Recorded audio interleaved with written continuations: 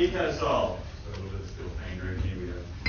He's got more than 26 years experience in the industry. You don't get 21 really. You and Michael must have had the same watering hole, is that right? Sorry, tough crowd, obviously.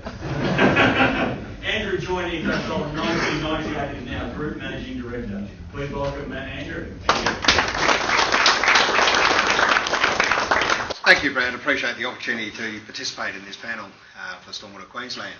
Look, most of the panellists have raised extremely valid points, and I did have a presentation prepared for this, but we've pretty well covered just about every point in my presentation with the other panellists.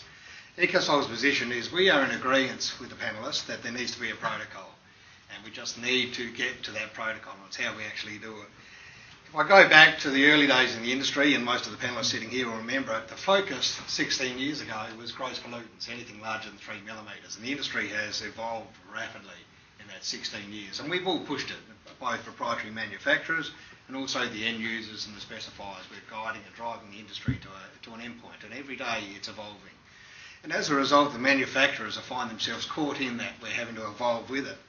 Believe it or not, despite what you'll hear, the manufacturers genuinely do go and do their own testing. They do want to validate their product. They do go through a lot of rigours trying to commercialise products before they take it to the marketplace.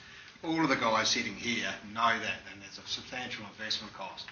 EcoSol, being an SME, has done most of ours via laboratory testing. Now, Andy raised some very valid points. Some very valid data comes out of laboratory testing before you can commercialise a product. But we're also pragmatic, and we understand there's a need to go and test your product in the field, and we agree with that, absolutely. And our experience over 18 years in the industry has told us what you can do in the laboratory doesn't necessarily mimic what you get in the field. It provides a good baseline to get started in the field. So look, we agree with the need for protocols. There's some complications in trying to develop it. There's different products that suit different applications. It's not one size fits all, and that's already been raised by a lot of the panellists here. So it is important that we look at how we incorporate a protocol that looks at the individual products and also the individual applications of the products in the field. You know, certain products are relevant to certain applications and other products are better in other applications. We've got to give consideration to that as part of the protocol identification. And you mentioned some numbers that to an SME is hellish. I mean, for a small, medium enterprise, we just couldn't finance and we couldn't be involved in a protocol. Now, the danger of that is that you could lose the opportunity for new entrants into the marketplace. You could lose innovation. It could be a real barrier, a real hurdle. One of the things to remember in Australia, and we need to be very proud of what we've done, is we have developed some very good products. And a lot of our technology has been exported and taken overseas. I know in later years, a lot of the technology you're specifying has come from overseas and we're adopting it and using it here in Australia. That's good, but in the early days, Australia did lead the way, and we had some very good technology that we did take overseas and that we're still using overseas. And I know from EcoSol's point of view, our very old product, our GPT system, is still employed in Malaysia, and it's one of the most successful products over there for their climate and for their applications of what they're dealing with. So we've got to look at all the bits and pieces that make it come together, but probably the most important thing is we can't forget, and we have touched on it, cleaning and maintenance at the back end of all of this. It's great to put all of this in place, and it's great to have these fantastic protocols, standards, procedures, guidelines, but if we're not maintaining these systems, we're actually defeating the purpose of actually putting them in the ground in the first place. Okay, because we all know if they're not maintained, they deteriorate, and your water quality objectives have now gone out the window. So whatever we do, we need to look at the back end of it and make sure these things are maintainable. Okay, and part of that comes back to selecting the right product, as some of your fellow panellists have said prior to me, for the right application. It is very, very important. EcoSol, I'm very impressed with what we've heard today. I'm very pleased to be part of this panel. We're excited with the direction it's taken. I think it is very needed in the industry. Many, many years ago, we actually tried to get a standards committee going. I can remember this from names like Jeff Hunter was heavily involved with that. We tried to develop a standard many years ago for the industry. It's good to see we're all back on the bandwagon. We're all going down the same direction. I think we can get there in the end. Hopefully it's not quite as cost prohibitive as Andy was saying it was, because that could be the end of some of the smaller contributors to the industry, and we wouldn't like to see that happen. So again, look, we thank you for the opportunity, and that's EcoSol's standpoint. I'm very glad to hear what the fellow panellists have had to say, and I think we're all moving in the right direction, so it's a good move in the right direction. Thank you. Thank you, Andrew. Any questions from the audience from Andrew at all? Nothing at all? Yeah, question. Let's turn this on. I think I'm scared of the microphone more than anything. Hi, I'm Christy from Riversand. Do you think there's also an opportunity to test what the ongoing maintenance costs are of these proprietary squids for the end user, which is generally councils? Yes, the answer to your question, Christy, is yes, I do, but maybe not as part of the squid protocol. I think that's a separate matter altogether. But yeah, look, I think that's integral at the back end of it. I think what we're trying to do with the standard for squids is a little bit different to the maintenance cost going forward, but obviously that's something that needs to be considered, certainly, no doubt, and can be done. Yeah. Just a comment on that.